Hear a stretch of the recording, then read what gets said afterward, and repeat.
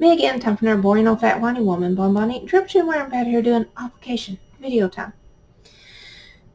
Want to talk to you about rose petal tincture.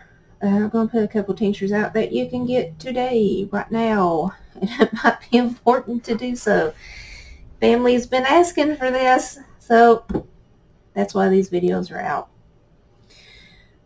What I'm going to talk about is a rose petal tincture. Rose petals, you can still get rose petals right now until, in this area, you can get it until the first frost, which will be at the last of October, 1st of November. Do not, let me repeat, do not go to a florist and get rose petals for your tincture. That stuff is covered in God knows what, all sorts of chemicals and so forth to make them grow and for pest control.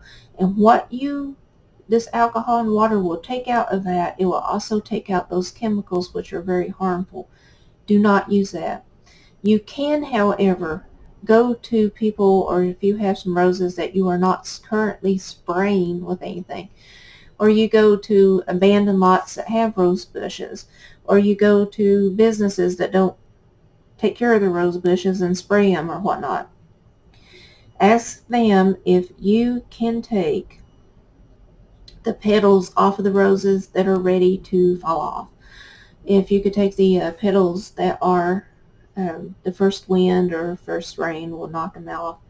Make sure you let the people know that it's going to look like you haven't even touched your rose bushes. It just won't.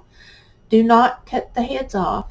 Make sure you leave the hips, leave the stamen, so you can have rose hips. Now I know rose hips are more effective after the first frost, but my rose hips have been, they would be dead by that time. So I've been collecting them now instead of waiting until they're gone after the first frost. They just have to stay a little longer in the solution. When you get your rose petals, also you can put that in the freezer. If you don't have enough, you can either put it in the jar, fill it up with alcohol, or what you got you can put in the freezer. It doesn't matter. You can do either or until you get enough for a jar. You know what, I'm just going to say this. Don't bother with the freezer. Just put it in here and cover it with alcohol and then keep filling it up if you have to. But if you have a bag full of rose petals, fill it up to about the shoulder of the jar. Lightly pack it. Do not shove it in. Just lightly pack it. After that, you get the old number 100 proof. Please, if you can find a glass container with it cheap, use it. Otherwise, the nasty plastic will have to do. Do not use top shelf. This is so pretty, but it is medicine, and it tastes like medicine, and you do not want this in a cocktail. No, no, no. It is a medication, and you have to treat it like a medication. Now, what does this do? This is a gentle nervine, which will decrease your cortisol. This was used and is used in children and infants with seizures, with epilepsy, to control the spastic movements. This, before you had your drugs with your nasty petroleum that gives you cancer, you had this. Ain't that crazy? This also helps with insomnia. It's a gentle gut health regulator. This contains tannins, which help with dry stool and controls colon spasms. It calms a dry cough. It's anti-inflammatory, and it supports the immune system. One of the best things I have had with this, one of the best experiences, this is the best headache stopper I have ever found. Ever. This is. My husband and I swear by it. I'd rather take this than I would a ibuprofen, which hurts your liver, or an aspirin, which both of it is a petroleum product.